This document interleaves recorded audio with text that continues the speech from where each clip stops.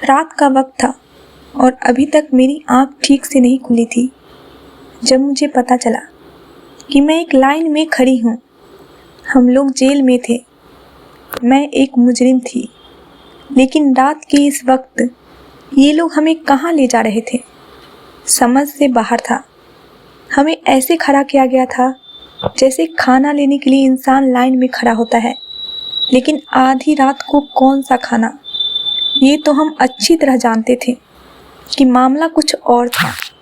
मैं देख रही थी कि सारी लड़कियां ही खूबसूरत थी और दुबली पतली थी। जो औरतें अधेड़ उम्र और भारी भरकम मौजूद थीं, उनको इस लाइन से निकाल दिया जा रहा था।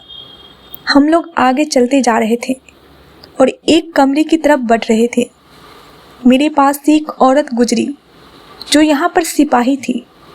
मैंने कहा, ये सब क्या हो रहा है, कहाँ ले जा रहे हैं? तो उसने हमें सख्त हाथ से मेरे मुंह को पकड़ा और कहा, शहजादी, तू नई आई है ना, तुझे भी पता चल जाएगा, फिक्र ना कर, तुझे बहुत अच्छा लगेगा। मैंने कहा, क्या मतलब? उसने कहा, अभी सबको पता चल जाएगा कि क्या हो रहा है, और तेरी जैसी के तो बहुत मज़े होते हैं। मैंने कहा, क्या मतलब मेरी जैसी? उसने कहा, अरे तारीफ़ कर रही हूँ, तू खूबसूरत है, तू जवान जहान है, जवान लड़कियों की बड़ी कदर है इस जेल में। मैंने कहा, मुझे तुम्हारी बातें समझ में नहीं आ रही है। उसने कहा, आ जाएगी समझ, चुप करके लाइन में लग। उसने मुझे धक्का दिया और मैं आगे चल पड़ी। थोड़ी देर के बाद देखा तो रास्ते में एक औरत बैठी थी जो अपने पास से गुजरती हर लड़की को कोई चीज़ पकड़वा रही थी और ऐसे दे रही थी जैसे कोई बहुत ही खुफिया चीज़ हो। मेरी बारी भी आ ही गई और उसने मेरे हाथ में वो चीज़ पकड़वा दी। मैंने कहा, ये क्या है? उसने कहा, ये तुम्हारे बहुत काम आएगी, इसके बिना तुम्हारी हालत बहुत बुरी हो जाएगी, इसलिए इसे अपने पास रखना। मैंने कहा, लेकिन इससे मेरा क्या फ़ायदा होगा? उसने कहा, ये तो तुम्हें तब पता चलेगा जब तुम्हारे ऊपर वो सब हालात गुजरेंगे, फिर तुम्हें पता चलेगा कि इसके बिना तुम्हारा बहुत नुकसान हो जाता है। अब आगे लगो। वो चीज़ भी मेरे हाथ में ही थी जिसका उस वक्त इस जेल में कोई भी काम नहीं था। कुछ औरतों तो उस चीज़ को अपने मुंह में भी डाल चुकी थी। फिर उन्होंने हमें पहनने के लिए अजीब से कपड़े दिए। ऐसे कपड़े हम कैसे पहन सकते थे? ऐसा लगता था कि अंग्रेज़ों के कपड़े उठाकर हमारे लिए ले आए हैं। हम भारतीय नारियां ऐसे कपड़े नहीं पहनती, लेकिन यहाँ पर सारी औरतें ही थीं। उन्होंने हमें कहा कि तुम लोगों को पहनने होंगे, क्योंकि जो काम हमने तुमसे करवाना है वो इन्हीं कपड़ों में हो सकता है, वरना तुम लोगों के लिए बड़ी मुश्किल हो जाएगी और हमारे लिए भी। सब औरतें उनकी बात मान रही थीं। क्योंकि पहला दिन था इसलिए मुझे अजीब लग रहा था, लेकिन मुझे पता था कि अगर बात न मानी तो क्या होगा। ये जेल थी, यहाँ पर क्या होता था, जरा जरा सी बात पर तो मुंह पर थप्पड़ लग जाता था। अगर कोई ऐसी बात कर देती तो उन्हें बुरी लगती, तो फिर क्या होता? मैं डर भी रही थी, क्योंकि मेरा तो पहला ही दिन था। हम लोगों ने वही कपड़े पहन लिए। खैर, हम लोग आगे बढ़ गए और फिर उस कमरे तक भी पहुंच गए जहां पर सब लड़कियां को भेजा जा रहा था। मैंने जब सामने का मंजर देखा तो हैरान रह गई। वहां पर कुछ लोग भी मौजूद थे। एक आदमी ने मुझे देखा और दूसरे से पूछा, ये नई है क्या? उसने कहा, हाँ, ये तो कल ही आई थी। उसने कहा, फिर इसको सबसे आगे खड़ा करो। दूसरे आदमी ने कहा, क्या? इसको तो कुछ पता ही नहीं है, ये गड़बड़ कर देगी। उसने कहा, अरे ये बहुत खूबसूरत है और जवान है, ये गड़बड़ भी करेगी तो कोई इसको कुछ नहीं कहेगा। इसे लाइन में सबसे आगे लगाओ, चलो रास्ता बनाओ इसके लिए। और जब मैं आगे आई तो सामने का मंजर देख के चीख उठी, क्योंकि मुझे नहीं पता था कि इस जेल में ये लोग आधी रात को हमसे ये सब काम करवाएंगे। फिर मैंने उस चीज़ की तरफ देखा जो मुझे ये कहकर थमाई गई थी कि ये तुम्हारे काम आएगी, और मैंने उसे फ़ौरन अपने मुंह के अंदर, मेरा नाम नंदिनी है, मुझे अपना ये नाम बिल्कुल भी पसंद नहीं था, इसलिए सब मुझे प्यार से नन्ही कहते थे। मैं बहुत खूबसूरत और जवान थी। मुझे नहीं पता था कि मेरी ज़िंदगी इतना बड़ा मोड़ ले लेगी। मैं एक ऑफिस में काम करती थी जहाँ पर एक लड़की से मेरी दुश्मनी हो गई। हमें ऑफिस की तरफ से ही दूसरे मुल्क जाना था और हम लोग एयरपोर्ट से सफ़र कर रहे थे। वो लड़की मेरी दुश्मन बन गई थी क्योंकि बॉस मुझसे बहुत अच्छी तरह से पेश आ रहे थे। बहुत लोग वैसे तो उसको बुरा आदमी कह रहे थे, लेकिन शायद वो मुझसे मोहब्बत कर बैठे थे और इसलिए उस लड़की ने मुझसे बदला लिया। मेरे सामान में से नशा जैसी चीज़ बरामद कर ली गई और मुझे जेल भेज दिया गया। उसने ना सिर्फ मुझ पर इल्ज़ाम लगाया था, बल्कि उसके कुछ रिश्तेदार थे जो मुझे सज़ा दिलवाने पर जोर लगाने लगे थे और उसने उनसे मदद लेकर मुझे यहाँ भेज दिया। मैं अपने हक में कुछ भी ना बोल पाई क्योंकि मेरे सामान से ही वो चीज़ निकली थी। मैं यहाँ पर सारी ज़िंदगी के लिए तो नहीं आई थी, लेकिन ये मेरी ज़िंदगी का एक बहुत बड़ा सदमा था कि मुझे जेल भेज दिया गया था। बॉस को बुरा आदमी कहते थे, अब कहते थे तो बुरा आदमी है, लेकिन मेरे साथ बहुत अच्छा थे। और यही बात उस लड़की को बुरी लग गई क्योंकि वो बॉस की कुछ खास बनना चाहती थी। बाद में मुझे मेरी एक दोस्त ने बताया कि बॉस तो तुमसे शादी करना चाहता था। वो बुरा आदमी, लेकिन कुछ बुरे आदमी अपनी पसंदीदा औरत के लिए बहुत अच्छे होते हैं। अरे कोई चोर चोरी भी करता है ना और उसकी पत्नी होती है तो घर जाकर उसे कहते हैं कि देख मेरी जान, आज तेरी पसंद का खाना लेकर आया हूँ, बेशक चोरी से ही लाया हूँ। अगर वो आदमी बुरा था तो वो उसका अपना मामला था, लेकिन तुझसे शादी करना चाहता था, तुझे अपनी पत्नी बनाना चाहता था और इस लड़की ने तुझसे बदला लेने के लिए तुझे कहाँ फंसा दिया। मैं पढ़ी लिखी अच्छे खानदान की लड़की थी। हाँ, मेरी आगे पीछे कोई नहीं था, लेकिन मैं अच्छी लड़की थी, तभी तो इतनी बड़ी नौकरी मिली थी मुझे। और अब मेरी ज़िंदगी एक जेल में गुजर रही थी। मेरे साथ वाकई बहुत बड़ा मजाक हुआ था। मेरे माँ बाप इस दुनिया में नहीं थे। मैं अपनी मौसी के साथ रहती थी, लेकिन वो भी एक विधवा औरत थी, इसलिए वो मुझे बचाने के लिए कुछ ना कर सकी। शायद अभी भी कोशिश कर रही थी, लेकिन मेरी सज़ा शुरू हो गई थी। मुझे यहाँ पर वक्त गुजारना था और मुझे पता था कि मेरे पीछे कोई नहीं आएगा। मेरी मौसी पढ़ी लिखी नहीं थी, उसे चीज़ों का पता नहीं था कि उसे क्या करना है। बस यही इंतज़ार था कि जल्दी जल्दी मेरी सज़ा खत्म हो जाए। मैं कोई चुपचाप रहने वाली लड़की तो नहीं थी। अपने हक के लिए बोलना आता था, पर इस दावे में बुरी तरह फंस गई थी और किसी ने भी मेरा यकीन नहीं किया था। कभी कभी अच्छे लोगों के साथ भी बुरा हो जाता है और वो कुछ नहीं कर पाते। मेरे साथ भी यही सब कुछ हुआ था। रात हुई तो हमें जगा दिया गया। आज मेरा इस जेल में लगभग दूसरा दिन था, क्योंकि मैं कल शाम के वक्त यहाँ लाई गई थी और इसके बाद मुझे कहा गया कि जाओ, जाकर कपड़े बदल लो और पहनने के लिए मजबूत जूते दिए गए। मैं हैरान हुई कि यह सब क्या है। ये जूते उनके अपने पास थे। मैंने एक जूता पहना तो मेरे पैरों में नहीं आया। उसने कहा कि अगर तुम्हारा जूता तुम्हें पूरा नहीं हुआ तो फिर तुम काम कैसे करोगी। मैंने कहा कौन सा काम? उसने कहा वही काम जो तुम यहाँ करने के लिए आई हो। तुम्हें बहुत अच्छा लगेगा, फिक्र नहीं करो। मैंने पूछा क्या कोई मेहनत का काम है? तो उसने कहा नहीं, मेहनत का काम नहीं है। वो काम तो हम लोगों ने तुमसे सुबह में ही करवा लिए थे। ये तो ऐसा काम है जो हर औरत करना चाहती है और इसी के लिए तो वो सारी ज़िंदगी जीती है। मुझे उसकी बातें तो समझ नहीं आ रही थी, लेकिन इसके बाद मुझे एक लाइन में लगा दिया गया और ये लाइन बहुत आगे जा रही थी। मैंने देखा कि मेरे आगे एक मोटी सी औरत खड़ी थी, तो एक दूसरी औरत जो जेल में काम करती थी वो आगे बढ़ी और उसने कहा अरे बीबी, तू कहाँ से इस लाइन में आके खड़ी हो गई है? तेरा क्या काम है? तेरे अंदर अब रह क्या गया है?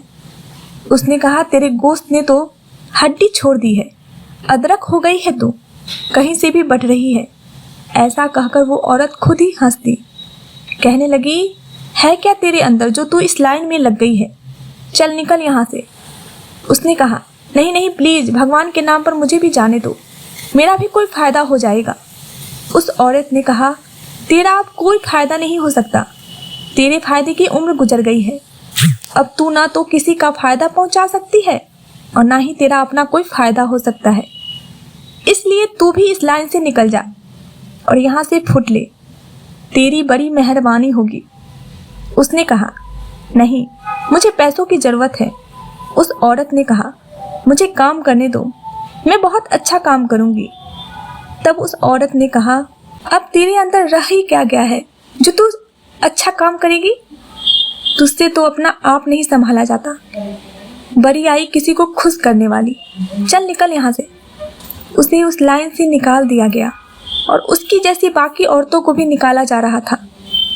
बाद में वो कर्मचारी आपस में बातें कर रही थी और कह रही थी, देखो इन औरतों की हालत, उम्र गुजर गई है लेकिन दिल नहीं भरता इनका, कैसे लाइन में लग जाती है। दूसरे ने कहा, तरफ ही ऐसी है, दिल नहीं भरता ना इनका। और इस बात पर वो दोनों हंसने लगी। हमें जानवरों की तरह लाइन में लगाया गया था, उल्टे सीधे कपड़े पहनने को दे रही थी और काम करवाने की बातें कर रही थी और खुद कैसे हंस रही थी। ये जेल बहुत बड़ी थी, यहाँ ना जाने कितनी औरतें सजा काट रही थी। इस लाइन में अब सिर्फ खूबसूरत जवान और दुबली पतली औरतें खड़ी थी जिनको कोई बीमारी भी नहीं थी। थोड़ी देर के बाद जेलर साहब भी वहाँ आ गए। उन्होंने कहा, इन सबको लाइन में लगाओ, बहुत ज़रूरी काम है। इतना कहकर उन्होंने मुझे एक नज़र देखा। मुझे उनकी नज़र ठीक नहीं लगी। ऐसा लगा कि एक ही पल में उन्होंने मेरा जायजा ले लिया है। मुझे सिर से लेकर पैर तक देखा और वहाँ से चले गए। उनके चेहरे पर अजीब सी मुस्कुराहट थी। मेरे पीछे एक कैदी औरत खड़ी थी। मैंने कहा, ये कौन है? उसने कहा, ये यहाँ का जेलर है, बहुत ही जालिम इंसान है। उस लड़की ने कहा, चुपचाप चलती रहो और कोई भी सवाल मत करना, इसकी नज़रों में आ गई तो बहुत बुरा होगा। मैंने कहा, मुझे लगता है कि मैं उसकी नज़रों में आ गई हूँ। उसने कहा, हाँ शायद, क्योंकि तुम बहुत खूबसूरत हो। तुम जैसी खूबसूरत लड़की को क्या ज़रूरत थी कोई गुनाह करने की, जो तुम यहाँ पर आ गई। तुम्हें पता नहीं, खूबसूरत लड़कियों के लिए जेल नरक होती है। लेकिन अब कुछ भी मत बोलना। मैंने पूछा, कहाँ ले जा रहे हो हमें? तो उसने कहा, इस दुनिया की सबसे बुरी जगह पर, लेकिन क्या करें, मजबूरी है। ये सब कुछ हमारे साथ बहुत बुरा हो रहा था, जुल्म हो रहा है हमारे साथ, पर हम कुछ नहीं बोल सकते। अगर बोले तो इससे भी बुरा होगा। मैंने कहा, तुम मुझे डरा रही हो? उसने कहा, हाँ, तुम्हें भी डराना चाहिए। थोड़ी देर के बाद मैंने देखा कि आगे एक औरत खड़ी थी और सारी औरतों को कुछ ना कुछ पकड़ा कर आगे भेज रही थी। जब मेरी बारी आई तो उसने मेरे हाथ में वो चीज़ रखी। मैंने उस तरफ देखा तो मैं हैरान रह गई। मैंने पूछा, ये क्या है? उसने कहा, ये तुम्हारे काम आएगी। मैंने पूछा, ये मेरे काम कैसे आ सकती है? ये तो एक मूली है और इसके ऊपर क्या लगा रखा है तुमने? उसने कहा, इसके ऊपर असली घी लगा हुआ है, देसी घी, में बहुत ताकत होती है। मैंने कहा, तुम मुझे डरा रही हो? उसने कहा, हाँ, तुम्हें भी डरना चाहिए। थोड़ी देर के बाद मैंने देखा कि आगे एक औरत खड़ी थी और सारी औरतों को कुछ ना कुछ पकड़ा कर आगे भेज रही थी। जब मेरी बारी आई तो उसने मेरे हाथ में वो चीज़ रखी। मैंने उस तरफ देखा तो मैं हैरान रह गई। मैंने पूछा, ये क्या है? उसने कहा, ये तुम्हारे काम आएगी। मैंने पूछा, ये मेरे काम कैसे आ सकती है? ये तो एक मूली है और इसके ऊपर क्या लगा रखा है तुमने? उसने कहा, इसके ऊपर असली घी लगा हुआ है, देसी घी में बहुत ताकत होती है। मैंने पूछा, लेकिन करना क्या है इससे? उसने कहा, पता चल जाएगा तुम्हें जल्दी। इसे अपने पास रख लो और जाओ यहाँ से। जिस जगह पर हमें ले गए वहाँ का मंजर देखकर मैं हैरान रह गई। ये एक बड़ा सा कमरा था, उसमें अंधेरा था। अंदर दो मर्द भी खड़े थे जो शक्ल सूरत से बड़े खूबसूरत और जवान लग रहे थे। उनमें से एक ही नज़र मुझ पर पड़ गई। उसने कहा, ये लड़की कौन है? पहले इसको नहीं देखा। तो एक सिपाही औरत ने बताया, ये तो नई आई है, कल आई थी। सुबह के वक्त आते ही अपनी कोठरी में जाकर सो गई थी। बहुत रो रही थी, कह रही थी मैं बेगुनाह हूँ, मुझे फंसाया गया है, इसलिए बड़ी उदास थी।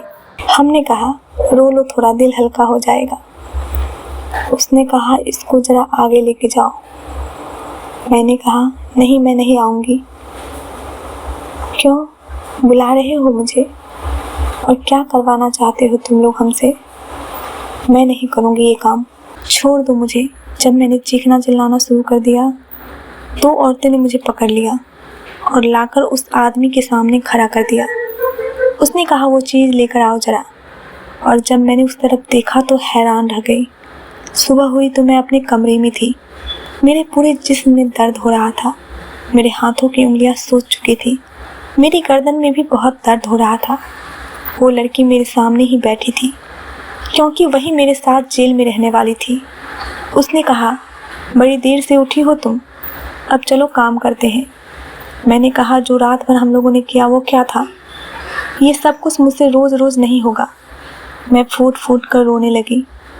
तो उसने कहा अगर रोज़ रोज़ नहीं होगा तो भी करना पड़ेगा, मजबूर है हम लोग। कौन है हमारे आगे पीछे?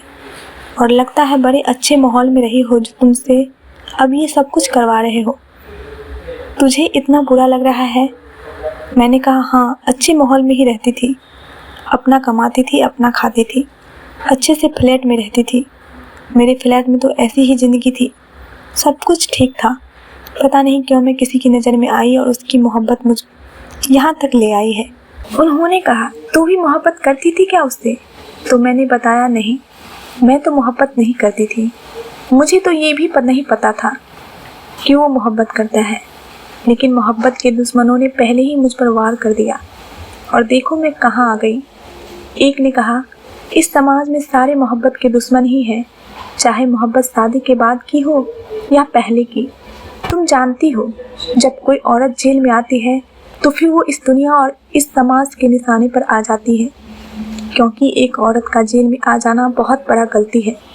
वो औरत जिसे चार दीवारी में रखना चाहिए, जिसे दूसरों से छुपा कर रखना चाहिए, जब वो जेल में आ गई तो समझो वो तो समाज के बीचों बीच आके गिर गई। अब कोई इस पर रहम नहीं करेगा। मैंने कहा लेकिन मैं भी बेकसूर हूँ। उसने कहा और भी बहुत बेकसूर लोग हैं यहाँ पर, लेकिन कभी कभी कुछ सजाएं ऐसी मिलती है जिनके हम हकदार नहीं होते, पर हमें भी बर्दाश्त करनी पड़ती है। अब उठो, रात को फिर से वही सब करना है। मैंने कहा नहीं, मैं नहीं करूँगी। उसने कहा करना पड़ेगा। मैं फूट फूट कर रोने लगी कि ये दुनिया कितनी जालिम है। अगर मेरे साथ यही सब कुछ यहाँ पर रोज़ होता तो जब मैं यहाँ से निकलती तो ना मेरी हड्डियाँ में जान रहती, ना चेहरे पर रौनक। मेरी तो ज़िंदगी बर्बाद हो जाती। मुझे कुछ सालों की कैद हुई थी। यूँ तो मेरे लिए ये कैद भी मौत थी, लेकिन शुक्र था कि मुझे उम्र कैद नहीं हुई थी। मैं यहाँ से निकल तो सकती थी, लेकिन अगर ये सब कुछ मेरे साथ होता तो फिर मेरे अंदर क्या बचता? मैं यहाँ से निकलकर अस्पताल जाती और फिर मेरी सारी ज़िंदगी अस्पताल में गुजर जाती, क्योंकि जान है तो जहान है। जिसके पास सेहत नहीं होती उसके लिए दुनिया किसी काम की नहीं होती। आधी रात हुई तो फिर से हमें जगाया और लाइन में लगा दिया। अब मुझे पता चला कि हमें मजबूत जूते पहनने को क्यों कहा गया था, क्योंकि हमारा काम ही खड़े होकर करने का था। आगे बढ़े और उस औरत ने फिर से मुझे मूली पकड़ा दी जिस पर असली घी लगा हुआ था। हम लोग उस कमरे में चले गए। मैंने मूली हाथ में पकड़ी हुई थी तो मुझे मेरे साथी सोनम ने कहा खा लो इसको, इससे तुम्हें ताकत मिलेगी। क्यों नहीं खा रही हो इसे? मैंने कहा मैं नहीं खाना चाहती इसको, नहीं चाहिए मुझे ताकत।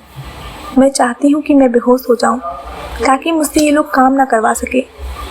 उसने कहा अगर बेहोश हुई तो तुम्हें ये तकलीफ़ होगी, और आज बेहोश हो जाओगी तो क्या, बाद में भी तो यही काम करना पड़ेगा।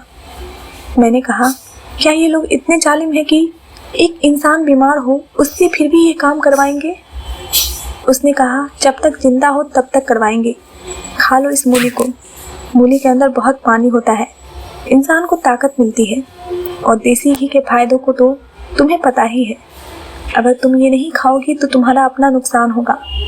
इतनी मेहनत का काम है, खा लोगी तो फ़ायदा ही होगा। मैंने उस मूली को खा लिया देसी घी के साथ। मूली का जायका बहुत अजीब लग रहा था, लेकिन उसकी बात सच थी। क्योंकि यहाँ पर हमें बहुत पसीना बहाना पड़ता था। अगर हम लोग मूली खा लेते थे तो हमें काफ़ी ताकत मिलती थी, क्योंकि मूली के अंदर आधे से ज़्यादा पानी होता है और ये आपको डिहाइड्रेशन से बचाती है। मैंने उस शख्स की तरफ देखा जो यहाँ का जेलर था।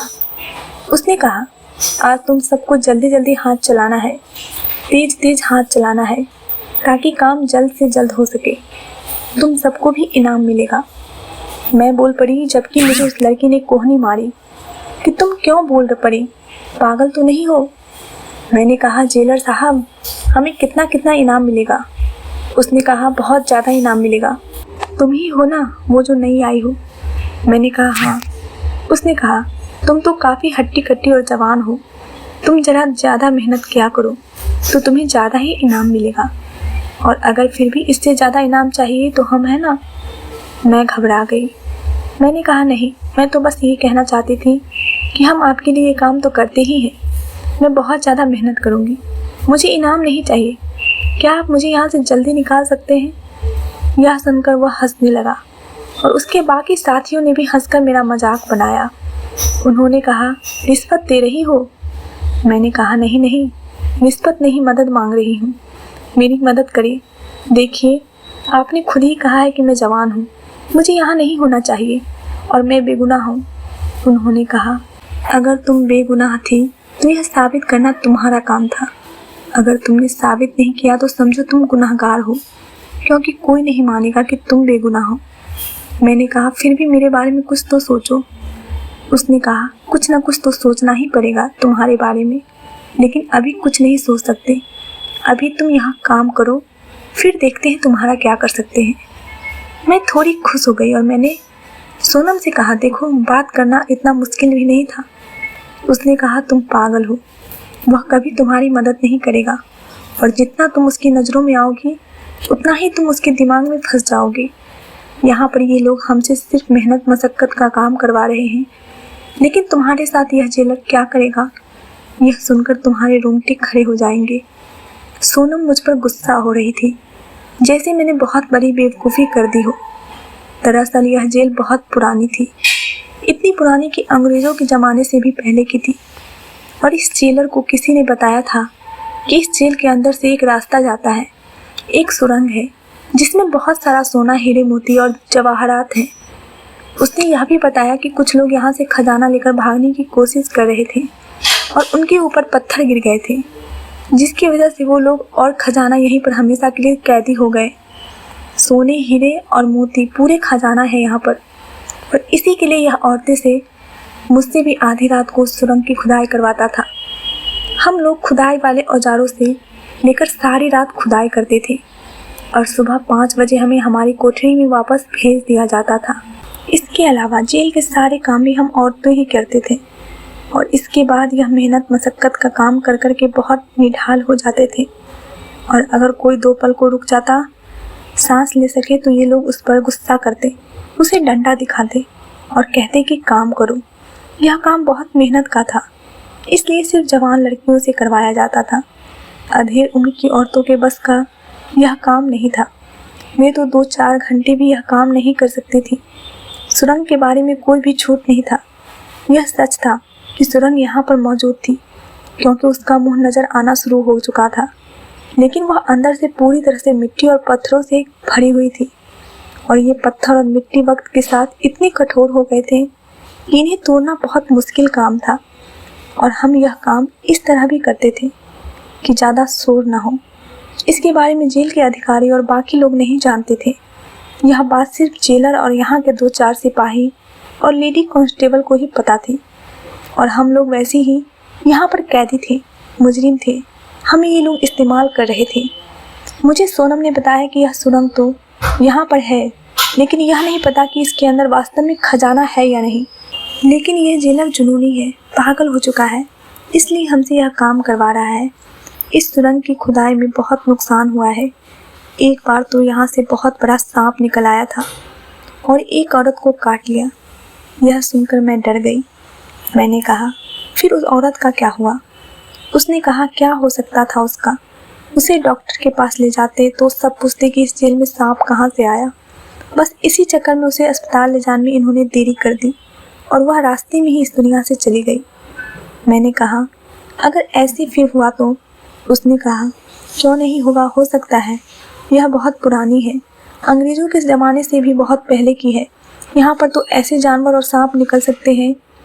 मैंने कहा, और क्या हुआ था? तो उसने कहा, एक औरत के सिर पर पत्थर गिर गया था और वह भी वहीं पर ढेर हो गई थी। इसलिए तो यह काम करवा रहे हैं हमसे, ताकि अगर हमें कुछ हो भी जाए तो हमारा पूछने वाला कोई नहीं है।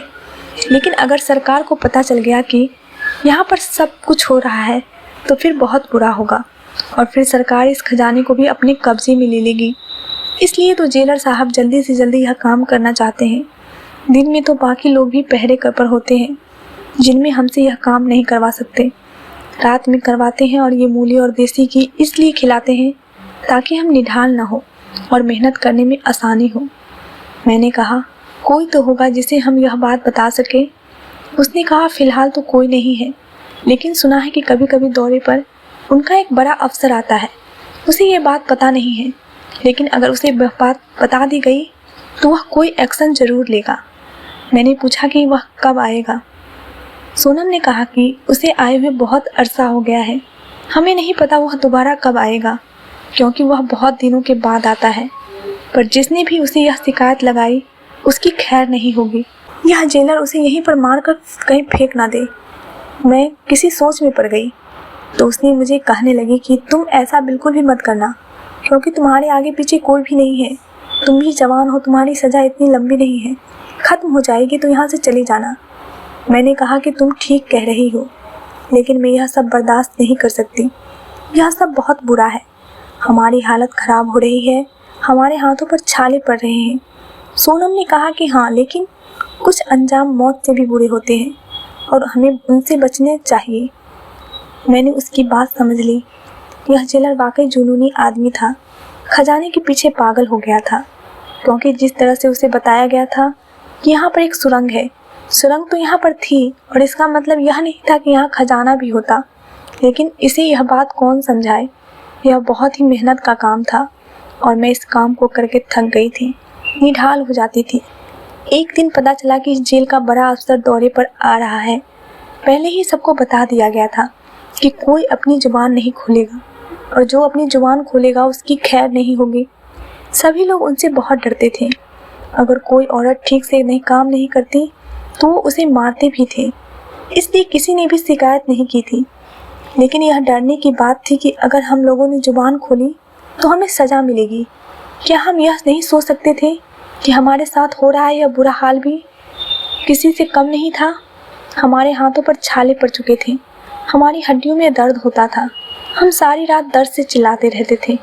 हमें एक एक दर्द की गोली दी जाती थी, लेकिन दर्द इतनी ज़्यादा था कि गोली से ख़त्म नहीं होता था।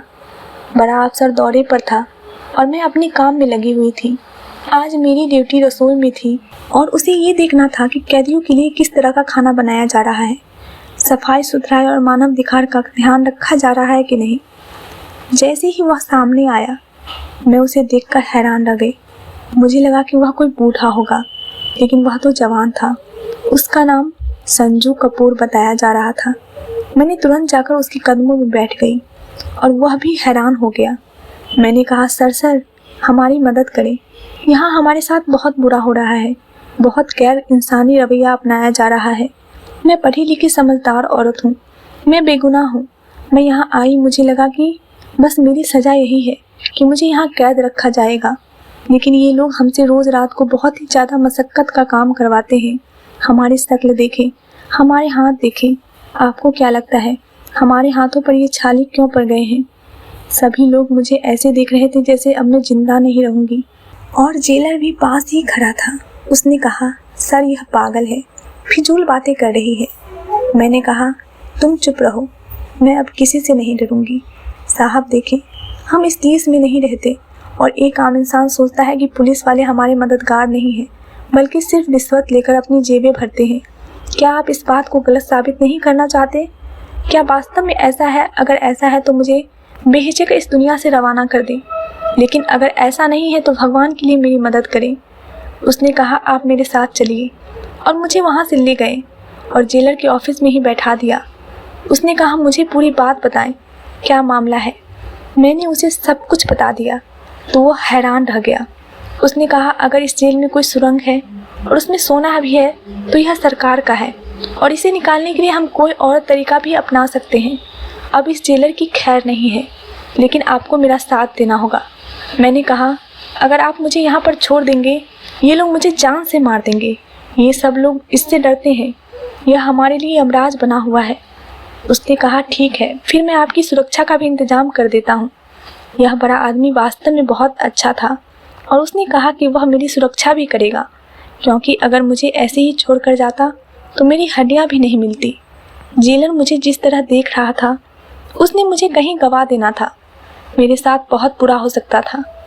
मैंने बहादुरी तो कर ली थी, लेकिन कभी कभी बहादुरी की कीमत भी चुकानी पड़ती है। इसलिए कहते हैं कि दिमाग भी सोच समझकर इस्तेमाल करने चाहिए। उसने मुझे वहाँ से शिफ्ट करवा दिया और वापस उसी जेल में रख दिया जहाँ पर सज़ा सुनाने से पहले मैं रहती थी, यानी कि वहाँ जहाँ मेरा ट्रायल हुए थे। यह जेल नहीं बल्कि एक तरह का कमरा था जिसमें 8-10 बेड लगे होते थे और उसी में औरत सोती थी, और जब उन्हें सज़ा हो जाती तो उन्हीं बड़ी जेल में भेज दिया जाता था। यहाँ पर मैं ठीक थी। इस जेलर को बर्खास्त कर दिया गया और सुरंग की खुदाई का काम सरकार ने अपने हाथ में ले लिया, लेकिन इस सुरंग से कोई सोना नहीं निकला। वह सुरंग बहुत दूर जाती थी, लेकिन उसमें कोई सोना या खजाना नहीं था। इसके बाद जो लोग जेलर के साथ मिले हुए थे उन्हें भी नौकरियों से निकाल दिया गया, और जब सब कुछ ठीक हो गया तो मुझे वापस भेज दिया गया। मेरी सज़ा 1.5 साल की रह गई थी, क्योंकि मेरी बहादुरी की वजह से मेरी सज़ा कम कर दी गई थी। मैंने पुलिस का साथ दिया था, इसलिए मेरे साथ ऐसा हुआ था, और मेरा समय अब पूरा होने वाला है। मैं यहाँ से जल्दी चली जाऊँगी, लेकिन फिर भी मैं बताना चाहती हूँ कि हमारे साथ वहाँ क्या रवैया अपनाया जा रहा था। आप लोग बताएं कि मैंने ठीक किया या नहीं। अब मैं यहाँ से चली जाऊँगी और इसके बाद यह कहानी और लोगों को भी सुनाऊँगी, ताकि सबको पता चल सके कि असल में जेलों के अंदर क्या होता है। अगर किसी ने गलती की है और आपने उसकी सज़ा दी है तो यह कहाँ लिखा है कि वह आपकी संपत्ति बन जाए और आप उसके साथ जो चाहे करें। जेल में मुजरिम सज़ा काटने ही जाते हैं, लेकिन सज़ा के ऊपर सज़ा कौन देता है। पर मैं साथ यह भी कहना चाहती हूँ कि सोनम की बात बिल्कुल सही थी कि जब एक औरत जेल में चली जाती है तो वह सभी के लिए एक आसान शिकार बन जाती है। इसलिए औरतों की जेल पर विशेष इंतजाम करने चाहिए और इस बात का चेक और बैलेंस रखना चाहिए कि वहाँ उनके साथ क्या सलूक हो रहा है। सोनम ने कहा था कि अगर तुम जेलर की नज़रों में आ गई तो कुछ और बुरा हो जाएगा। इसका मतलब यही था कि जेलर उन औरतों को किसी और काम के लिए भी इस्तेमाल करता था, लेकिन वह वहाँ से चला गया, और उसके बाद जो दूसरी व्यक्ति वहाँ आया वह बहुत ही नेक और अच्छा इंसान था। वह सारी औरतों को अपनी बहन, बेटी और माँ की नज़रों से देखता था और यही कहकर बुलाता था। वह कहता था कि आप लोगों ने जो गुनाह किए हैं आपको उनकी सज़ा मिल रही है। इसका मतलब यह नहीं कि हम आपके साथ सिर्फ इसलिए बुरा करें कि आप लोग मुजरिम हैं। वह इंसान बहुत अच्छा था और वहाँ पर अब मेरा वक्त अच्छा गुजर रहा था, क्योंकि अब मेरा समय ख़त्म भी होने वाला था।